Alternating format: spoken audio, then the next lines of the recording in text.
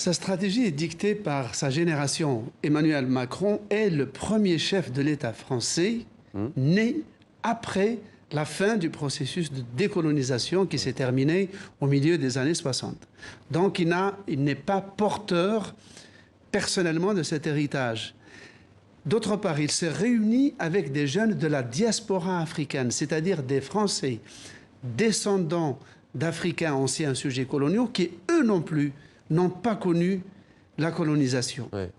Donc c'est à partir de cette virginité géopolitique, entre guillemets, qu'il veut reconfigurer les relations qui sont lourdes, car c'est un héritage qui n'a pas été que glorieux, mais c'est un héritage qui a produit de la culture. Mais Slimane, il y a quelque chose qui frappe tout de même. On parle de diaspora et vous venez de parler d'enfants nés en France. En général, quand on parle de diaspora, on parle d'un expatrié, par exemple de la diaspora française. Ce serait un Français qui vit à Montréal. C'est pas un peu dangereux comme jeu de mêler des Français nés de parents issus de l'immigration et justement ce qu'on appelle les diasporas?